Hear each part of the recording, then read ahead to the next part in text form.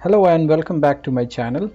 In this video we are going to discuss the last few questions from Feb-March 2025 of Cambridge ASN A-Level 9709 P1, that is paper 112. We have already discussed the remaining question in the previous video, so let's get started. So here is question number 8.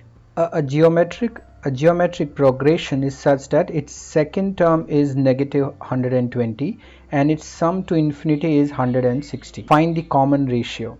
So we know the geometric sequence, the terms like general terms un is given by u1 times r to the power n minus 1. So if we use this information, and the sum to infinity is given by s infinity equals u1 over 1 minus r. So if I use this terminology, so what is given? The given conditions are u2 is u1 times r to the power 1, 2 minus 1 1, so we don't need to write it, and this is given as negative 120, and s infinity, which is u1 over 1 minus r, is given as 160. So we need to find the common ratio. So technically we need to eliminate u1 from both the equation. This is the equation 1 and this is equation 2. So here this is going to be u1. I will take u1 from the second equation, so we can write u1 equals to 160 times 1 minus r, and if you plug it in the equation 1, we will get it as 160 times 1 minus r times r equals negative 120. So if you simplify, we can send this 160 to the other side as well, or let it be here. How does it matter? So it is going to be 160 r minus 160 r squared equals to negative 120. So if I need to, since it is quadratic in r, so I will transfer everything one side, towards the right hand side I mean, then I'll get it as 160 r squared minus 160 r minus 120 equals 0. I can see all these coefficients are divisible by 40, so I'll divide this whole thing by 40 so that we can get a simplified equation, which is going to be 4 into 4 is 16, so it is going to be 4r squared minus 4r minus 3 equals 0. So if we'll simplify, means we need to factorize it, and this is going to be 4r squared, 4 into 3 is 12, and we know 6 into 2 is 12. By subtraction we should get negative 4, so it is 6 minus 6r plus 2r minus 3 equals 0. So if we'll write in the factorized form, after one step we can get it as 2r minus 3 in one bracket. In another bracket, if I take 2r from here and 1 from here, so it is going to be basically 2r plus 1 equals 0. So from here we get the 2 by the null factor law. We know that if the product is 0, then they have to be individually 0. So either 2r minus 3 is 0, or 2r plus 1 equals 0. And we know from here that the sum to infinity exists. It means our modulus r should be less than 1, or you can say r should be between negative 1 and 1. So if we consider this, from here we get r equals 3 over 2, which is more than 1, so we will not accept it, not acceptable in this case. And then comes r from here as negative 1/2, so that's the r value. Common ratio is negative 1/2. Here's the b part. The first 9 terms of the progression are now removed. Find the sum to infinity of the remaining terms of the progression.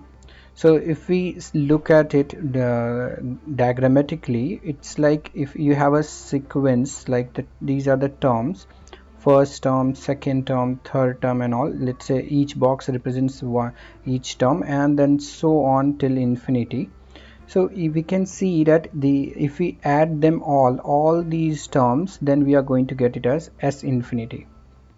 And if we are removing the first 9 terms, it means we are just subtracting the sum of the first 9 terms. Let's say this is the these are the 9 terms, so 9 terms. So if we are subtracting the 9 terms from here, the sum to infinity of the remaining term, the required sum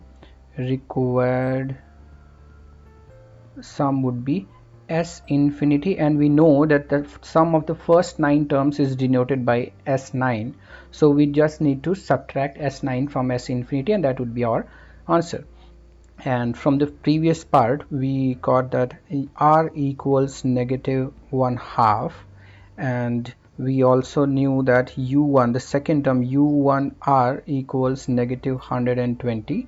So from here we can see that u1 is going to be negative minus minus got cancelled and plus, so it become 240.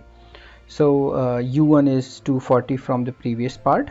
We can calculate u1 is 240, and we know the Sn for the sum of first n terms, so it is u1 times 1 minus r to the power n over 1 minus r. The reason behind taking this formula is that r is between negative 1 and 1, otherwise I can also choose r to the power n minus 1 and upon r minus 1. So this is going to be s infinity, which we already have as 160, so minus the s9, which is going to be u1, which is 240 times 1 minus r to the power n, that is r to the power 9, and r here is negative 1 over 2 to the power 9 upon 1 minus negative half. So 1 minus negative half technically become 3 over 2. I'll send this 2 to the in the numerator, so I can get this as 160 minus 2 into 240, that is 480 over 3 times 1 minus, and we know that this power is odd, so that's why this negative sign will make this whole thing as negative, which makes it as positive. So it is going to be 1 plus 1 over 2 to the power 9, because 1 to the power any power of the 1 is just 1, so it's like 1 over 2 to the power 9. And then we can also cancel this. This is going to be 3 ones are 3 16, so 160, and we can get it as 160 times 1 minus I'm just factoring out 160, so from here I got 1, and from here I got 1, and minus 1 over 2 to the power 9 is 512. So we can see these two got cancelled, and we are left with 160 over minus 160 over 512, and then we can get this answer from the calculator directly, which is going to be negative 5 over 16, or we can write it as negative 0.3125. Both are acceptable here.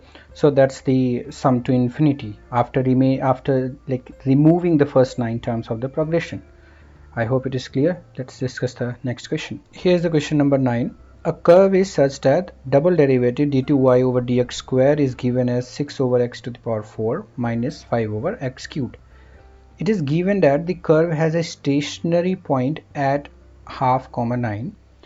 Use the expression for d2y over dx square to determine whether the stationary point is a maximum or a minimum point, and they are giving 2 marks for it. So we just need to check the sign of d2y over dx square. So we know that if d2y over dx square at that point, let's say that point is where x equals to half, is greater than 0, then we'll say it is going to be minimum.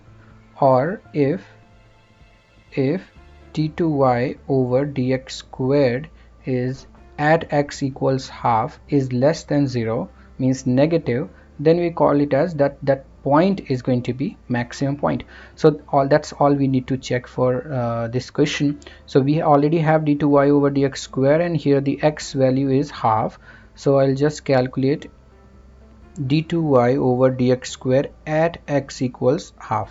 This vertical line means we are calculating this value at some like after plugging this or replacing the x value by half. So this is going to be 6 over x, that is 1 over 2 to the power 4, is going to be 1 over 16 minus 5 over x cube, that is half cube, that is 1 over 8. I know that it is a fraction to the fraction. This denominator will go in the numerator, this also go in the numerator. I'm sorry, so this becomes 6 times 16 minus 5 times 8, which is going to be 96 minus 40, which is 56, and we need to say that it is positive.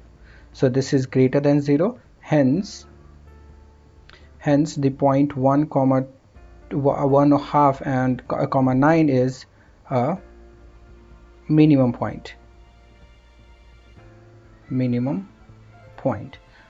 So here is the question number B. Find the equation of the curve. So we need to find the equation of the curve y equals to fx from the given conditions. So we need to mention what all conditions we have. So first thing we have is d2y over dx square is 6 over x to the power 4 minus 5 over x cube, and 1 over 2 comma 9 is a stationary point. So from this information that it is a stationary point, we can take two information out of it. The first information is that at this point the single derivative, that is dy over dx, is going to be 0, and this point lies on curve y equals to f of x. So the first information we can use from here is dy over dx equals 0, and for that we need to integrate d2y over dx square. So we can get dy over dx equals integration of 6 over x to the power 4. So in order to make it simpler, I will directly write it as negative 4 minus 5x to the power negative 3 dx, which is 6x to the power negative 3 over negative 3 minus 5x to the power negative 2 over negative 2 plus c. This is simply by the power rule, where we add 1 in the exponent and divide by the new exponent in this. So from here we got dy over dx as, if we simplify, this is going to be negative 2 over x cubed plus 5 over 2x squared plus c. Now at x equals half, dy over dx equals 0, because that's a stationary point. So dy over dx is 0, so we got one information, and if we simplify here, we can write it as 2 equals negative 2 over x cubed, that is half cube is 1 over 8, plus 5 over 2 times x squared, that is 1 over 4 plus c. So if we simplify this to, we got this as 0 equals negative 16, because the denominator of the denominator will go in the numerator, and plus 5 into 2, 10 plus c, and hence c we can see directly from here is going to be 6. So as soon as we got the constant of integration c, we can write dy over dx as negative 2 over x cubed plus 5 over 2x squared plus 6. So that's a dy over dx, and next stage, if we'll integrate dy over dx again, we'll get the equation of curve.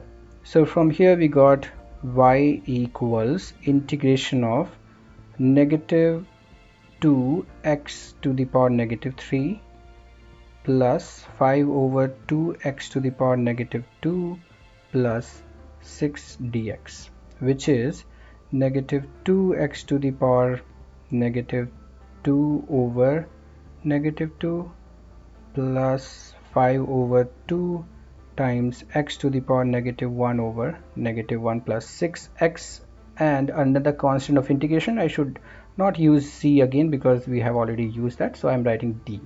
And now we know that half comma 9 lies on the curve, on this curve. So if it lies on this curve, we can replace x and y by this value.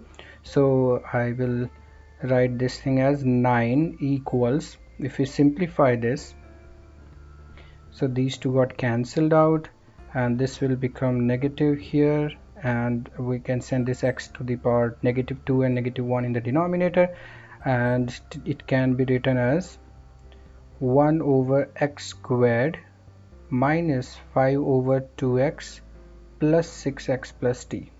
So now I'm going to replace this value. So it is going to be 1 over x to the power 2, that is half to the power 2 means 1 over 4, minus 5 over 2 times x, that is 1 over 2, plus 6 times half plus t. So if we simplify a little bit more, it is going to be 4, these two got cancelled, so minus 5 plus these two got cancelled, we got 3 plus t. So this is going to be 4 plus 3, 7 minus 5, so 2, this will go to the other side, it will become 7. So d equals 9 minus 2, which is 7.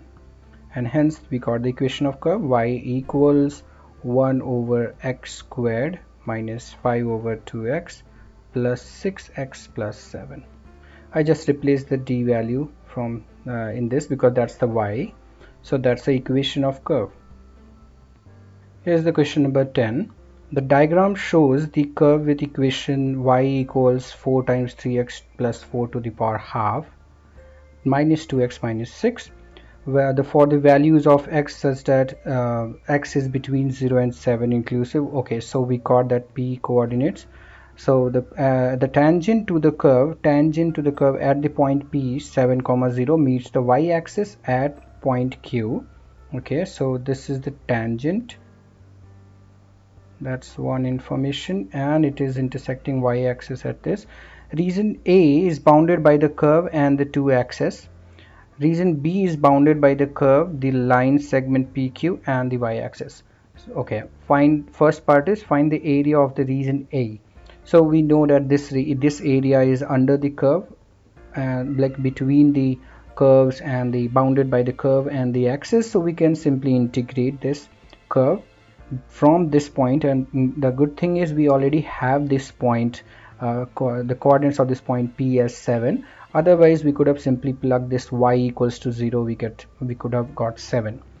So let's find the area of region A. So area of region A is going to be area is going to be integration from 0 to 7, 4 times 3x plus 4 to the power half minus 2x minus 6 dx.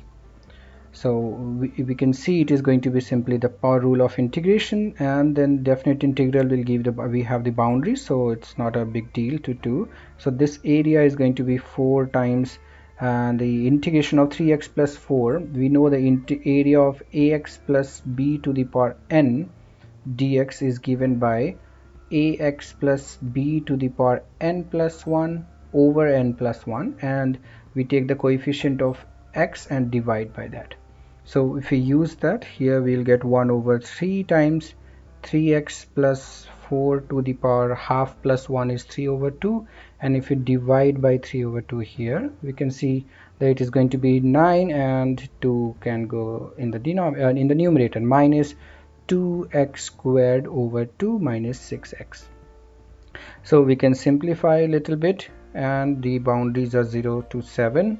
So this is going to be 2 will go here, it is 8 over 9, 3x plus 4 to the power 3 over 2, and 3 over 2 we can rewrite this thing as 1 over 2 to the power 3, so that because we know how to find the square root directly, and then we can cube it, and this is going to be minus x squared minus 6x. So if we plug the upper limit and lower limit, we'll write it as 8 over 9 times 3x plus 4. If we plug x as 7, it is going to be 3 times 7 is 21 plus 4, 25.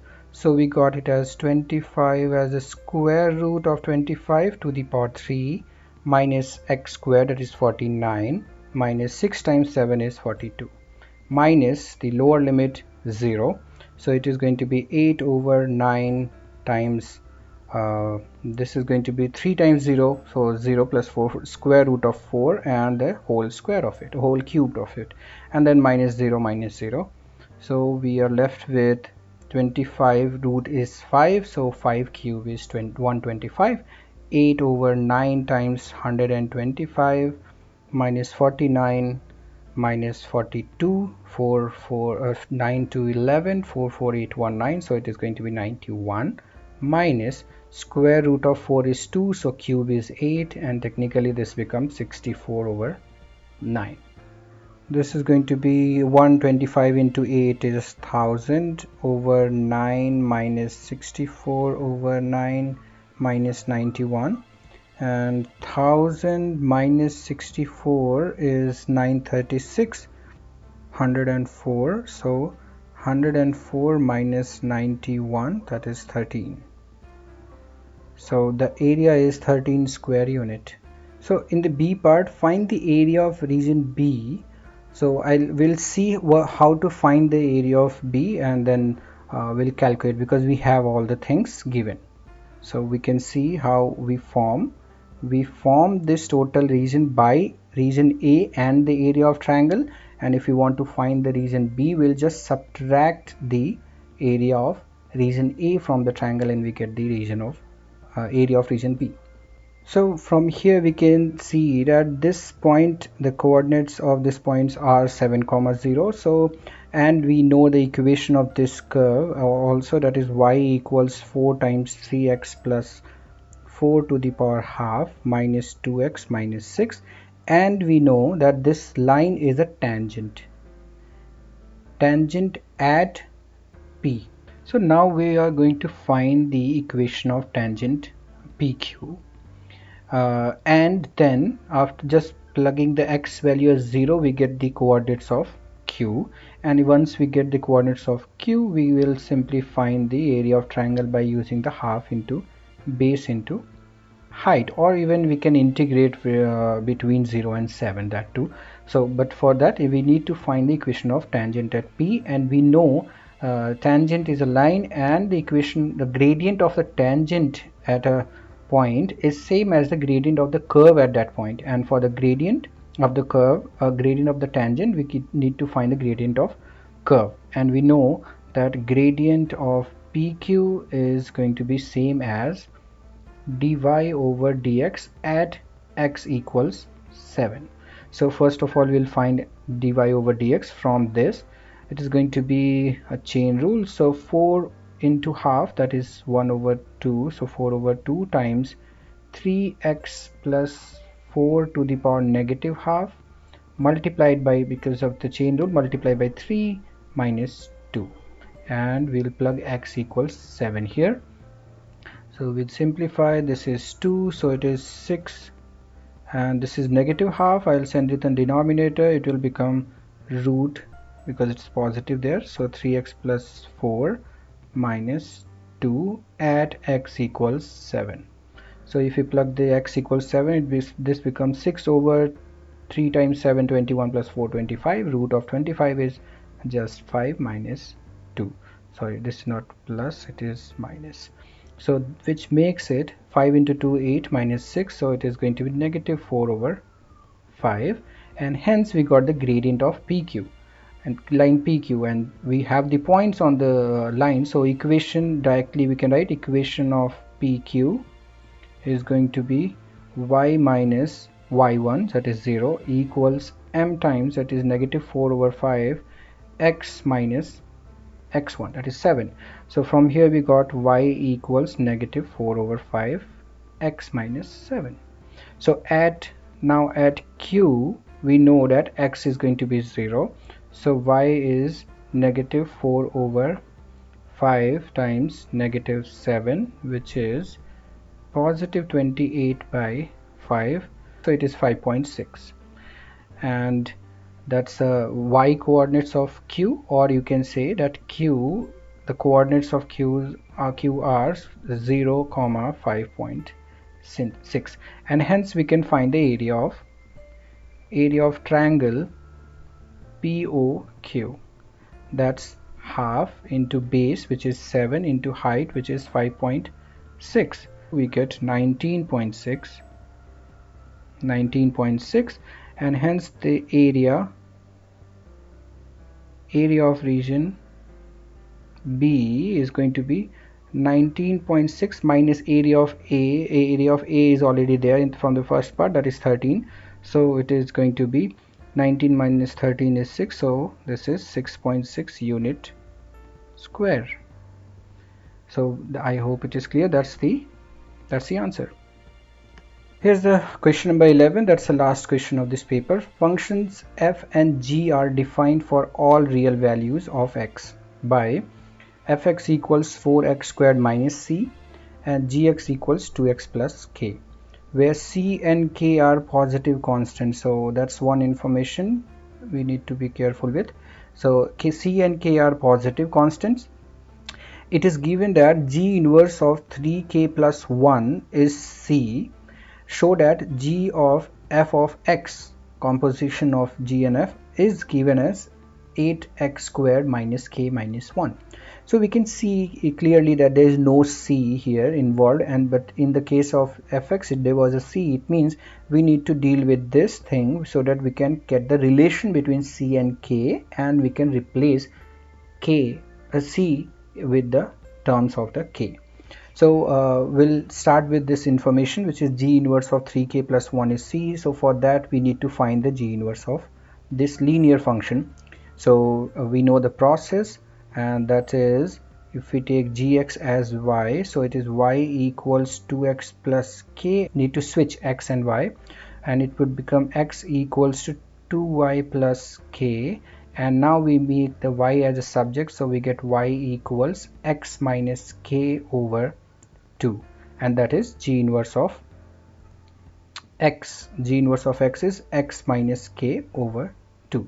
Now if we use this information that g inverse of 3k plus 1 is c, so it means 3k plus 1, because we are just replacing x here with 3k plus 1 minus k over 2. This is going to be given as c. So now we need to find the relation between c and k. So technically we have the relation here, so we can write one more line, because we can simplify this numerator. So 3k minus k is going to be 2k, and then plus 1 over 2, or we can say this is k plus half. That's the c value. So c is k plus half.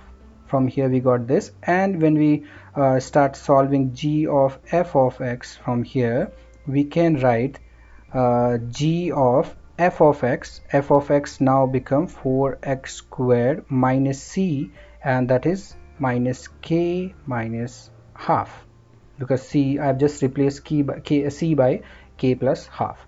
And then the gx, the function gx, is defined as the 2 times the input plus k. So I'll take it as 2 times input, which is 4x squared minus k minus half plus k.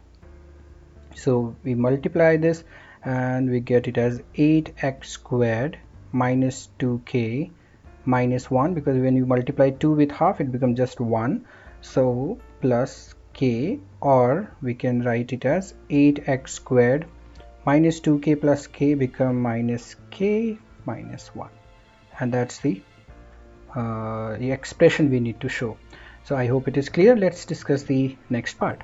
So in the b part, the curve with the equation y equals 8x squared minus k minus 1, which is g of f of x from the previous part, we can see, is transformed to the curve with the equation y equals h of x by the following sequence of transformations.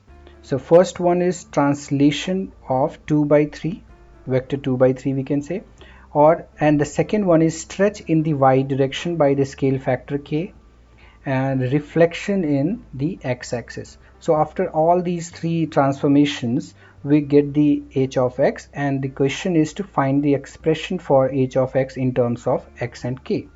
So before we jump to the solution, let's see how this transformation looks like we can visualize the transformation. So this is the original equation, and when we translate by 2 3, then we get this one. After translation we get this equation, and afterward that's the translation done, and then we come to the stretch, let's say scale factor k, so it got shrinked, and afterward we take the reflection in the x-axis, and we will get the equation like minus times k. So that's the final graph h of x looks like. So from here we can see, if we take the transformation in that way, let's say the initial graph was y equals f of x. So the first translation 2 by 2 comma 2 3 will make this to f of x minus 2 plus 3. That's the translation. And then comes to stretch. When it comes to stretch, we'll multiply this whole thing by scale factor, which is k in this case. So k times f of x minus 2 plus 3, and then there is a reflection in the x-axis, so technically we are going to just take the negative of the whole thing. So that's the h of x. So we will write h of x in the same order. So y equals p of x, which is 8x squared minus k minus 1.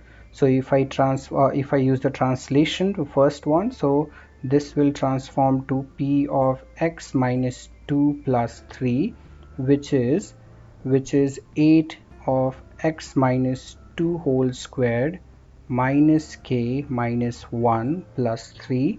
And if you simplify, we got this value, which is the translation, end of the translation. By the end of the translation, we got our equation as expression as a times x minus 2 whole squared minus k plus 2. That's it, end of the translation. Now comes the stretch. So a stretch means, second, this is the first one, second is a stretch. So this is going to be k times, because it's a scale factor k times p of x minus 2 plus 3, which is k times 8 x minus 2 whole squared minus k plus 2. And hence the third one, after reflection we get the h of x. So we'll directly write h of x equals to negative k times p of x minus 2 plus 3, which is negative k times 8 k times, I'll take this square bracket, 8 x minus 2 whole squared minus k plus 2. Or we can write finally as h of x equals minus 8k times x minus 2 whole squared minus plus k squared minus 2k.